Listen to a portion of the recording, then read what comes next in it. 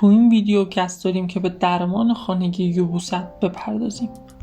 هلو گایز، چطوری دوستان؟ امروز قصد داریم که با هم به 10 تا از مواد غذایی که میتونه برای یبوستمون خیلی خوب باشه و بتونیم که این مشکل رو برطرف بکنیم به اونها میپردازیم و سعی میکنیم که دونه بدون اونها رو بررسی بکنیم. مطالبی که داخل این ویدیو گفته میشه همش بر اساس مقاله هایی هستش که توی دنیا چاپ شده و میتونه که برای یبوست شما کمک بکنه که بتونیم که این مشکل رو خیلی سریعتر و بهتر رفع بکنیم. اولین مورد آبه. مصرف مقدار کافی آب در طول شبانه روز میتونه که باعث نرم شدن مدفوع بشه و توصیه میشه که روزانه حداقل 8 لیوان آب بنوشید. دومین مورد مصرف میوه هاست. میوه های مثل هلو، آلو، خرما، سیب به دلیل حاوی فیبر قابل محلول در آب میتونه که باعث رفع یبوست بشه و برای یبوستتون موثر باشه. سومین مورد مصرف سبزیجات خام مثل خیار به دلیل مقدار کافی آب و فیبر میتونه که باعث عملکرد بهتر روده بشه و یبوست شما رو بهتر بکنه. خب بچه‌ها، رسیدیم به یکی از قسمت‌های مهم که مصرف غلات کامله.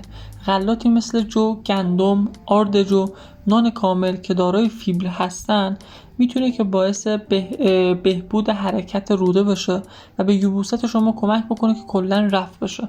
پس هر زمان که احساس کردین که یبوست دارین میتونید که با مصرف گندم، با مصرف آرد جو این مشکلتون رو برطرف بکنید. پنجمین مورد مصرف حبوباته مثل لوبیا، عدس، نخودچی همگی دارای زیادی از فیبر هستن که استفاده از اونا میتونه که باعث بهبود حرکات روده بشه و یبوست شما رو رفع کنه. مورد 7 توت ها هستن مثل توت فرنگی، توت سیاه که مقدار زیادی فیبر دارن و استفاده از اونها به حرکات روده کمک میکنه. هشتمین مورد کاهو هستش. استفاده از کاهو میتونه که باعث نرم شدن مدفوع و افزایش حرکت روده بشه. نهمین مورد آووکادو هستش. استفاده از آووکادو به دلیل اینکه فیبر خیلی زیادی داره باعث رفع یبوست میشه. میرسیم به آخرین مورد، یعنی زیتون، میوه بهشتی. مصرف زیتون، به خصوص زیتون سیاه که دارای خواص ملینی هستش میتونه که باعث رفع یبوست بشه.